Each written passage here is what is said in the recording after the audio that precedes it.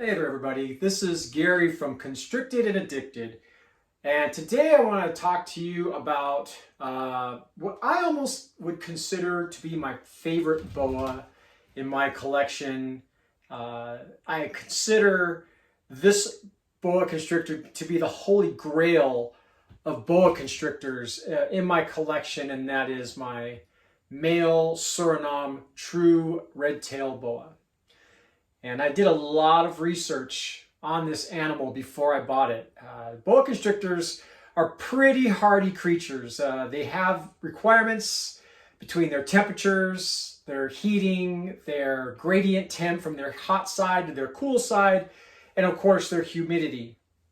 And then of course it's how you feed them, when you handle them. There's a lot of varying factors that go into raising this little guy right here into a full-grown Suriname true red tail boa.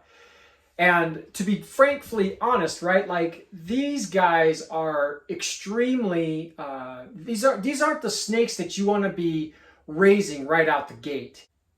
They require a little more care than, say, just your typical boa constrictor. And the reason is because you got to be on point with everything. You've got to really monitor the heats. You got to monitor the humidities.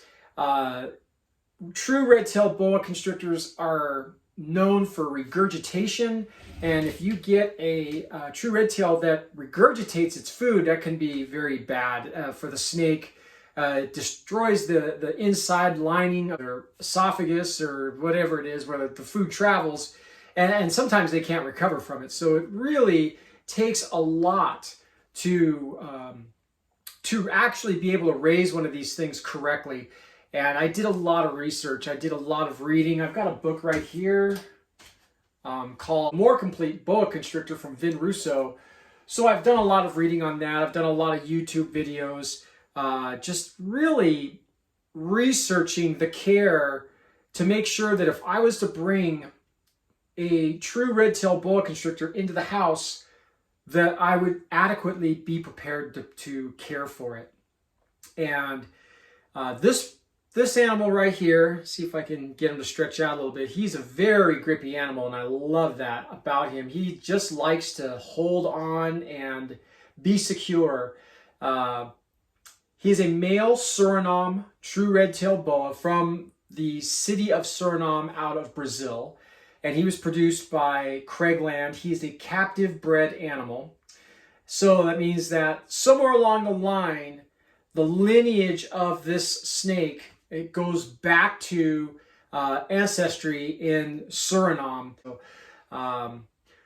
So I actually got papers. I'm going to say papers. I didn't get papers. What I got was a lineage information on King Darius. I'm going to grab that for you real quick. So when I bought King Darius, I was given all his information as far as his parents are concerned, where his parents were bred, and lineage like that. I also was able to get a hold of his sister, who a friend of mine has. So we both have this information. And the name of the breeder is Golden Chondro. And again, that's Craigland.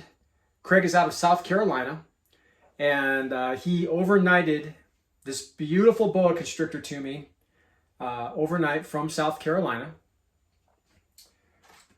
So one of the things that I got as a result of purchasing this male Suriname was the parents. So the one on the top is the male, and the one on the bottom is a female.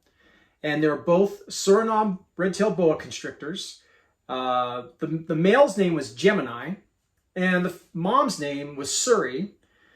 So the male was born in spring of 2015. He was 5 foot long. He weighed 6 pounds. And I also have the name of the breeder, and he's from the Futo line. And I believe the Futo line is a breeder that's very, very known for being a reputable breeder and having true red-tailed boas. The mom was born in the spring of 2011. She is 8 feet long, 8 inches. She weighs 30 pounds. and she's from the Pokegron line. The Pokegron line is now, I believe that is actually a, I want to say that's a city in Suriname, right outside of Suriname. They've got Guyana, Pokegron, and I could be very wrong about this. I should probably be Googling this information before I share it. But the Pokegron line is a very, very familiar line within the Suriname Red Tail Boa. So it gets really interesting as far as what goes in, where these animals are from, and the bloodlines and everything else. So all this information is on the back of this card. I don't know if it's the right way or the wrong way, but all this information is on the back of this card. And again, look at the mother of this baby. The tail on that snake is just unbelievable, and you can see the father's tail really doesn't have a whole lot of red in it, but you can see the high peak saddles on the male, which is the top one, and the female really doesn't have the high peak saddles. So what I really like about King Darius is he does have the high peak saddles. And what I'm talking about are these dorsals, these markings on his dorsal, like right here and right here and right here. Those are the bat wings that I'm talking about. And if you look at his tail, he has got a beautiful, beautiful red tail. And it's, I want to say it's probably about a good 7 to 8 saddles of red tail. So, and he's got a lot of pinks. I don't know if my camera is picking up the pinks that this guy has, but, it's hard for me to get him to cooperate, but he's just got a lot of beautiful colors. Now, I take a lot of pictures of him outside, and when I do that in the sun, it really accents all of the pinks that he's got and the beautiful colors.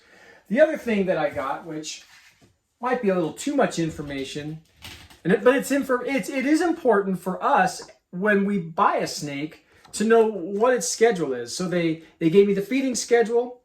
They gave me how many sheds that King Darius had prior to him coming to me, and how many bowel movements he had. The weight he was born at, up into the weight when they sold him on October 28th to me. So he was 102 grams when we got King Darius, and I'm going to weigh him before the end of this video. He was born on May 19th, 2020. So this snake is shy of a year old. I mean, we're coming up in May, so he's right about 8 months old right now. And for me, I believe that he is perfect size. There's absolutely no obesity on this boa constrictor at all. He gets fed once every 2 weeks. He seems to do very well with that. And just a beautiful, beautiful animal. So the one thing I might close this video with is just the misconception of red tail boa. A friend of yours may say, "Hey, check out my red tail boa," and in fact, they really don't have a red tail boa. What they have is a common boa constrictor, and the difference is that the true red tail boa, which is the boa constrictor species, they're a locality boa constrictor. And what I mean by that is that chances are, and like I said before, there's the really only way that anyone would ever know if this is a true red tail boa without any crossbreeding is to actually go to Suriname, get one, and bring it back. That's really the only way. So what we do is we rely on the breeders, that everybody is keeping the bloodlines pure. Somewhere along the line, the mother and father of the lineage, they came from Brazil. They were brought into the country, and through the years, they have been bred and bred and bred and bred until you get to King Darius here, who was bred by the Pokegron and the Futo line, red tail boas that made him. So that's the locality is what dictates if it's a true red tail boa constrictor or not. This video is not to tell you you don't have a red tail boa or to determine red tail boas. It's just my experience with a red tail boa. And I really, truly wanted a red tail boa in my collection, but I really had to do the research because I came to believe that They're not the easiest boa constrictors to take care of. They require a lot more attention than your typical boa constrictor. And through all the reading, the book reading that I've done and the videos that I've seen, I believe that I'm doing a really good job in bringing this guy up. And he is just, again, get him to stretch out a little bit. What I really like about him is that he is grippy, and it makes me believe that he's just secure with me. So check out those side diamonds on him. I'm going to try and get him to release his tail from my thumb. He just doesn't like it. But as you can see, he's just got this beautiful, beautiful red tail. So anyways, we're going to weigh him. He was 102 grams on October 28th. So let's take him into the scale and see what he weighs. All right, so I think we said he was 108 grams. The scale has been tared out. So let's see how cooperative he is to get into the dish. Come on, buddy. So he's 196 grams. So since I've had him, he has put on 88 grams since we've had him. So there it is there.